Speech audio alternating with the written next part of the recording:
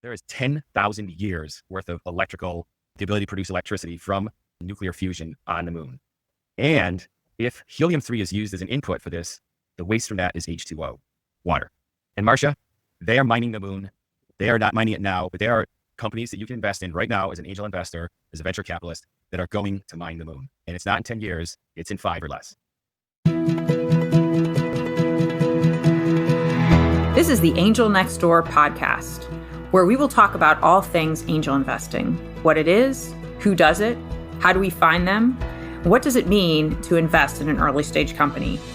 If you have ever wondered how you can affect the change you want to see in the world, then tune in to learn more.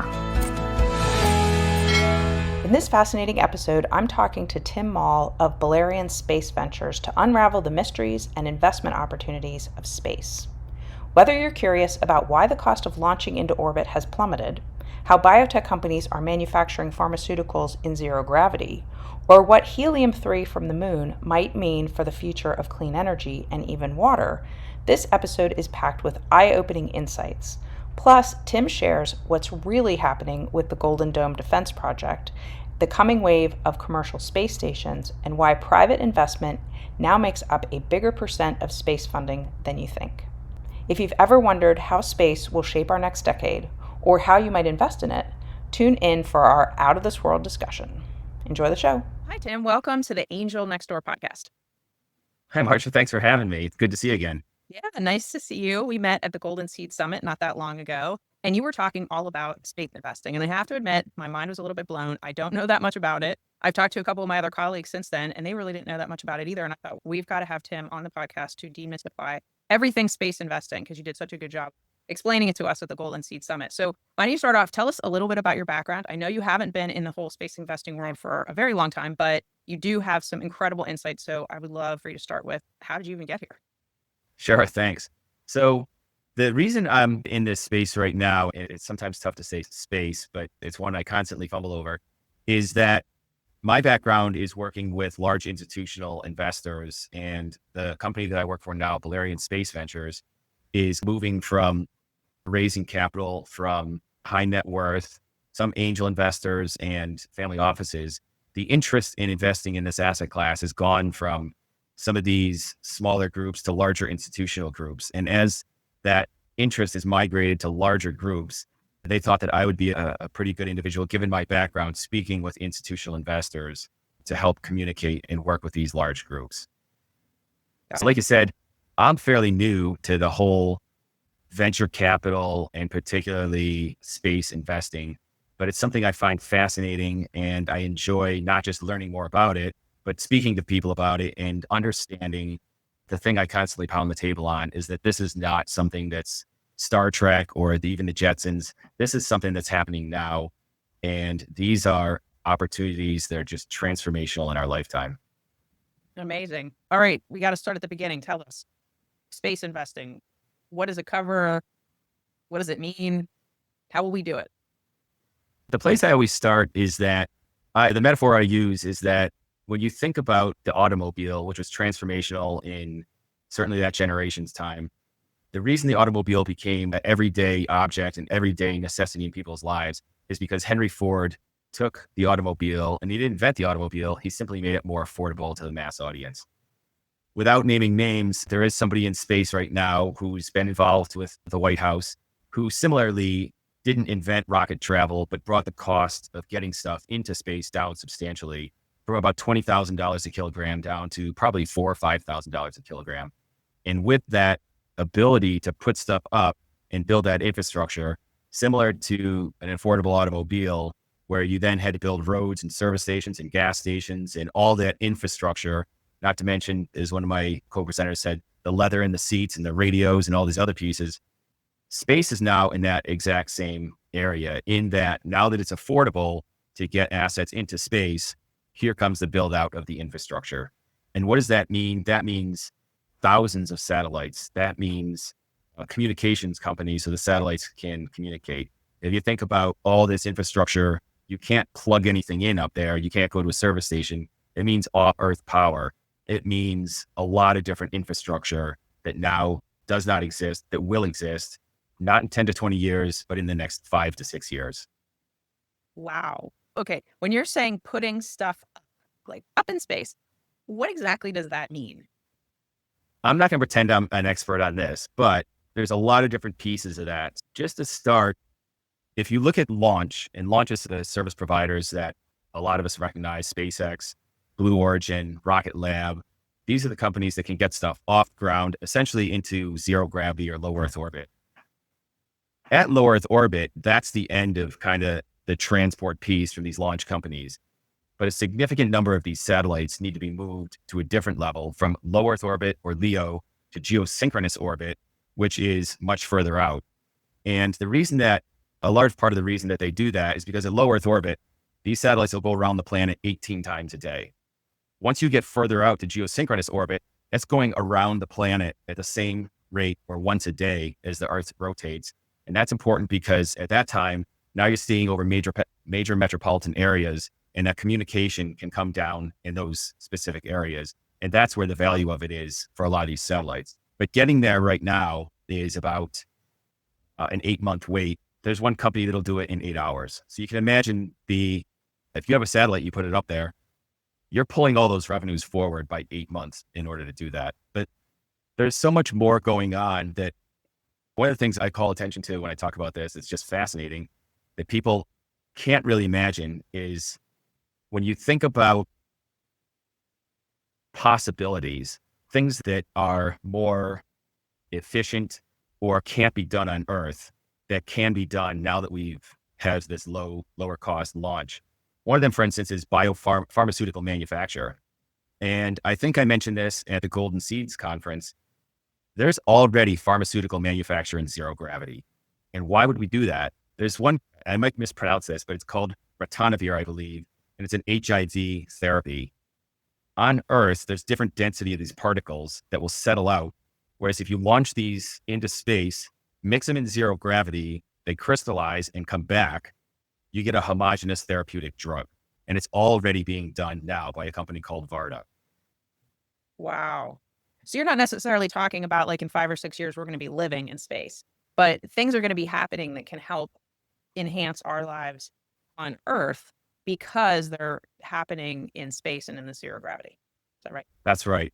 I don't know if we will be living and colonizing the moon or Mars certainly in my lifetime, but maybe in some of your podcasters' audiences, that'll happen. But some of the possibilities, like you're saying, Marcia, the pharmaceutical manufacturer is one thing that I think is incredible that's going on. Another thing that I'd like to talk about is there's an element on the moon called helium-3. Oh, yeah. And I had to go back a little bit. I'll admit, I had to look at some old chemistry type literature that I may have been asked to study a little bit better when I was younger. But nonetheless, helium, the elements are based on the number of protons and neutrons within that atom. On Earth, it's all helium-4, meaning 2 protons, 2 neutrons. On the moon, it's helium-3 because I'm pretty sure I have this right. It is 2 protons and 1 neutron. And the reason it's not on Earth is it's manufactured in radioactive activity. The sun has been producing helium-3 for billions of years, and it blows through solar space and sticks to the moon. It can't make it through the Earth's magnetosphere, so there is very little on Earth. All of it on Earth is manufactured by man pretty much through nuclear reactions, old nuclear weapons.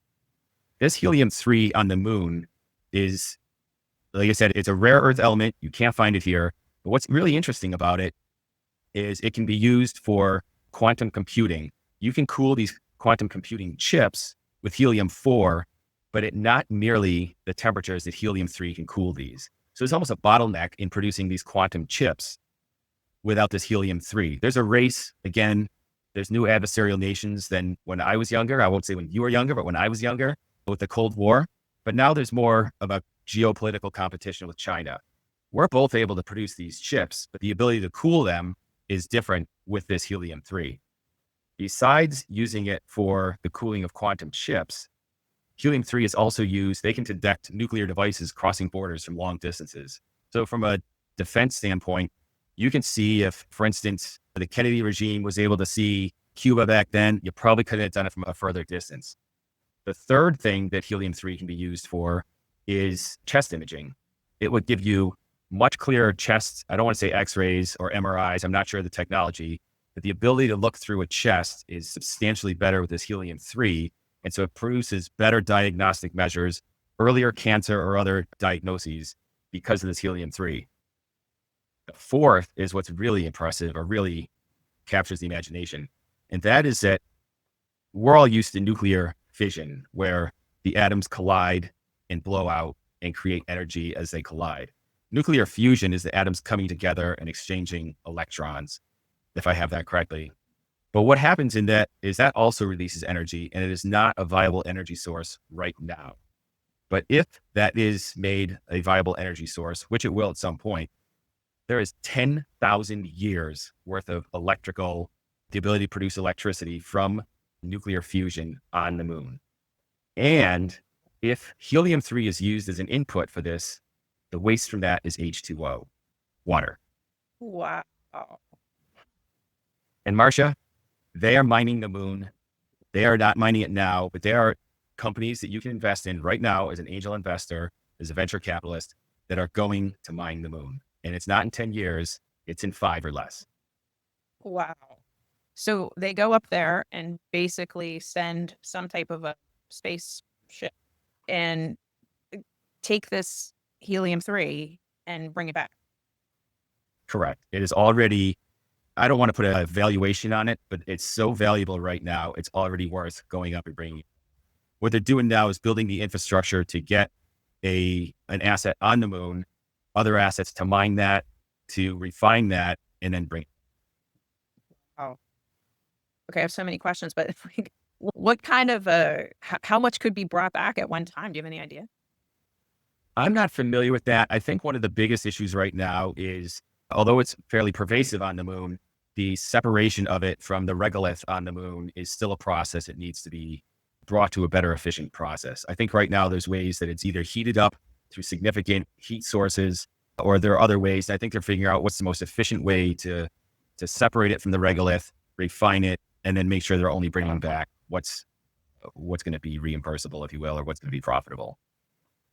So it's amazing that we were able to figure all this out, that this helium-3 exists there and that it's so valuable to us here.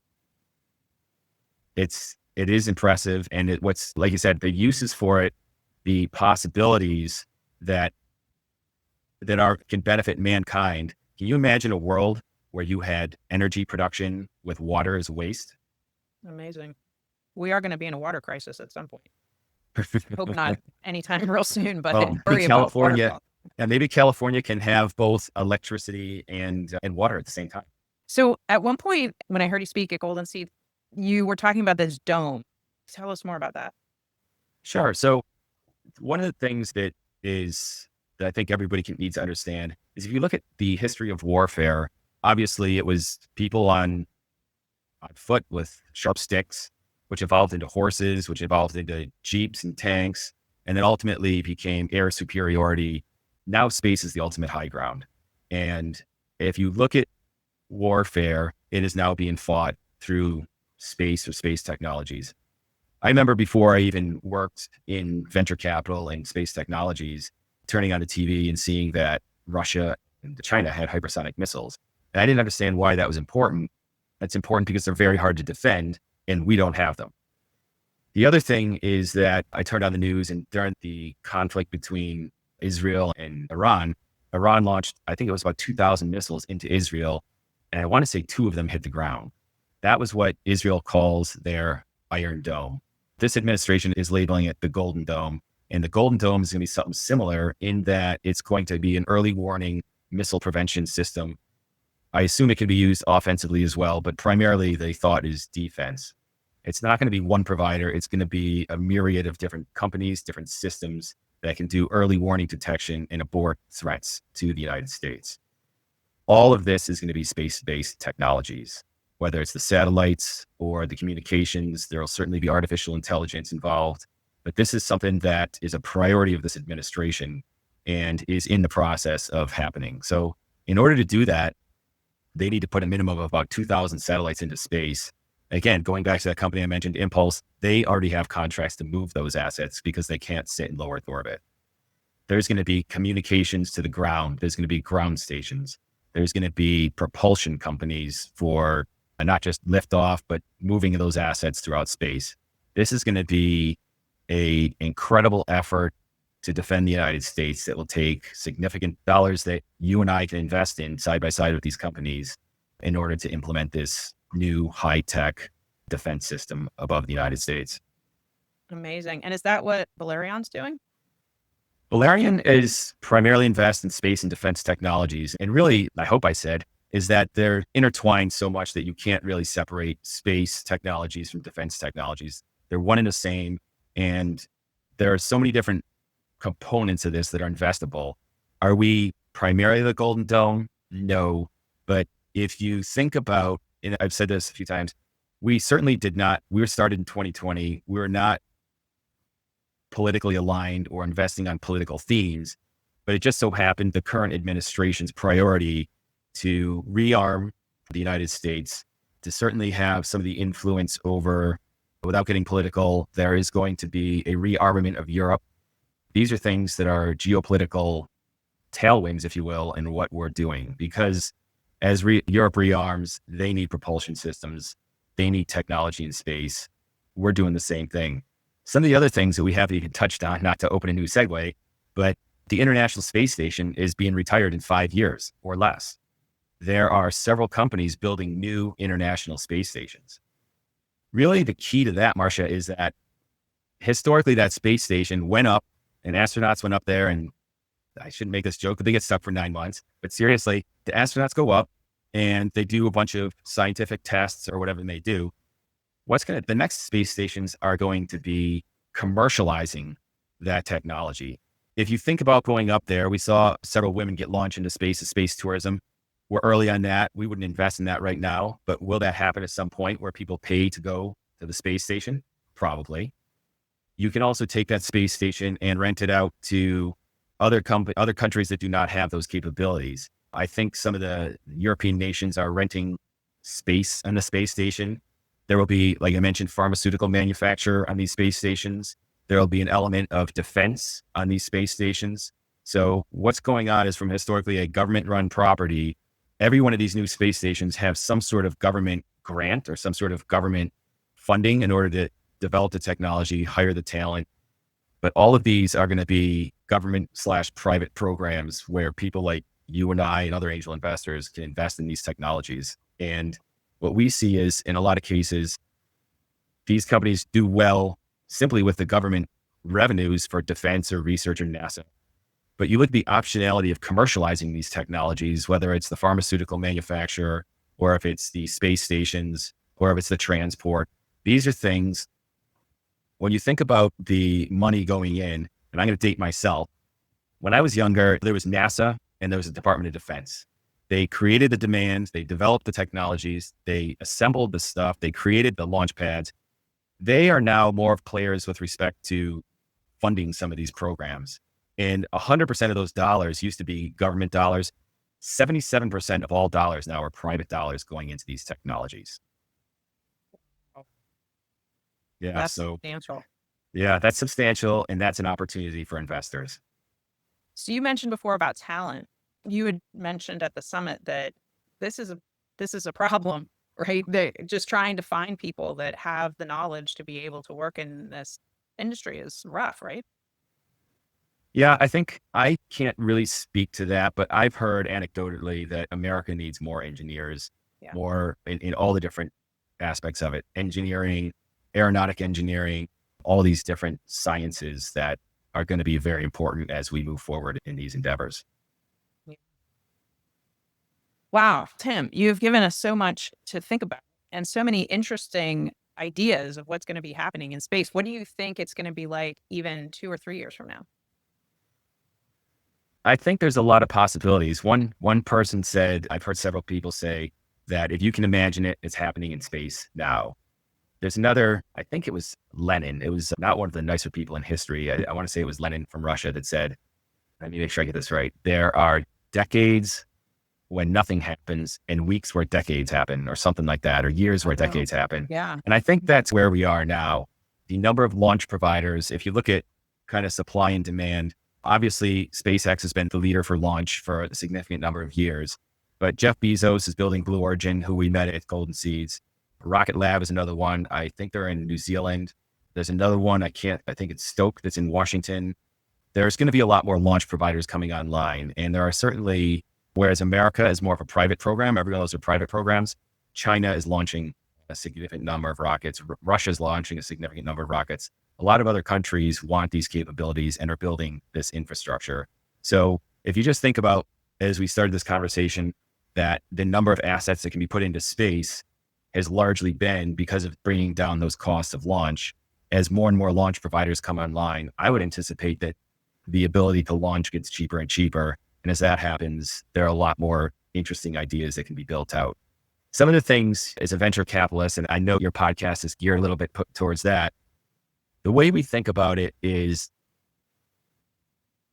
a lot's going to happen, and a lot's going to happen in our lifetime. But when you're investing as an angel investor or a venture capitalist, you're really thinking about getting your money back. A lockup's about 10 years. Ideally, you get it before that. So when we think about space investing and what's possible, we think about monetizing that. And I don't want to talk my book, but we, and I'm sure other venture capitalists think the same way, we think about what's possible, what's investable in the next 3 to 5 years. What is going to have significant revenue sources in the next 3 to 5 years? And that's where we see, again, propulsion. It's going to be, if you look at one of these companies I toured, can I name drop companies? Is that fine? Sure. Okay. One of the companies I toured not too long ago is a company called Crossbow in Texas.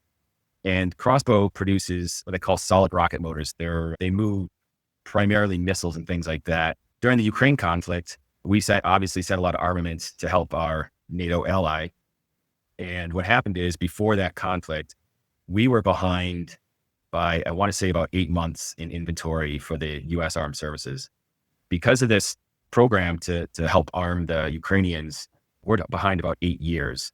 So when you look at what's possible, what's going to happen, this administration particularly, and Europe tangentially, needs to catch up to make sure that they are ready to defend themselves should that happen. So one of the things, when you talk 3 to 5 years, these are things, the demand for this versus the supply, that imbalance is going to shift.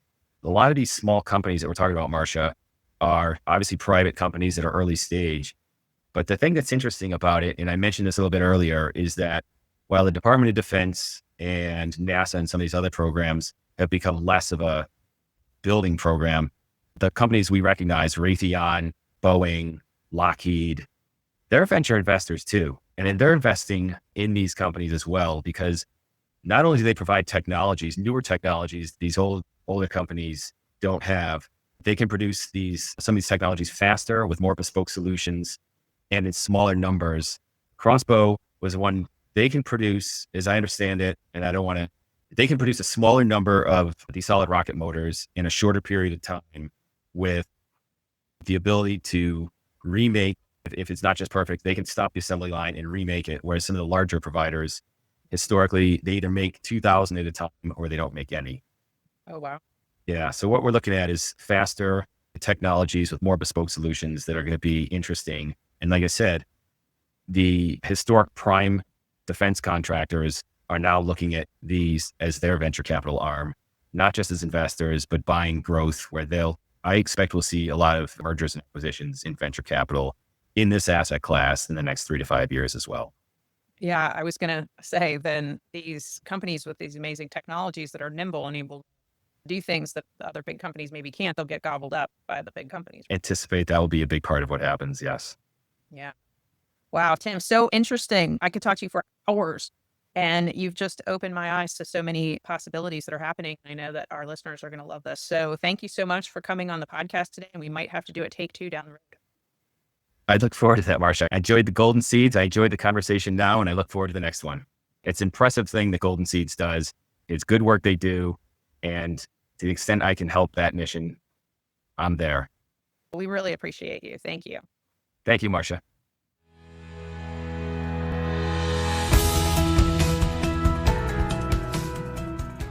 Thanks for listening. To connect with me, visit my website at marciadawood.com. And please subscribe, follow, and leave a review. It helps the podcast get seen by more people. And remember, you can also find the Angel Next Door podcast on YouTube too. And if you're looking to learn more about investing in the changes you want to see in the world, sign up for Ann and Bill Payne's ACA Angel University classes. Go to theangelcapitalassociation.org, all one word, to find out the schedule. And classes are now available on demand. Many classes are offered, everything from angel investing basics, which include fundamentals, risk, due diligence, term sheets, valuations, returns and portfolio strategy, and even a class on group formation. There's even a deeper dive where you can get advanced classes, including capitalization tables, startup boards, and exit strategies. If you're not already a member of the Angel Capital Association, you can become one for a low price that will give you unparalleled access to discounts, free webinars with a huge archive of content, networking opportunities, and much more. We'd love to have you join us. All content for this website is informational and not intended to serve as legal, tax, accounting, or investing advice. While Marcia, that's me, does serve on the SEC Small Business Capital Formation Advisory Committee, my views are my own and not the views of the SEC or my fellow colleagues on the committee. Our speakers and hosts are thoughtfully selected for their educational value, but their opinions are their own and do not necessarily represent the views of the host, me, or the Angel Capital Association, and neither specifically endorse the use of presenters' products or services. Listeners of the podcast should consult their own tax, investing, legal, or accounting advisors before making important financial decisions. All warranties, including accuracy, completeness, and suitability for specific purpose, are disclaimed.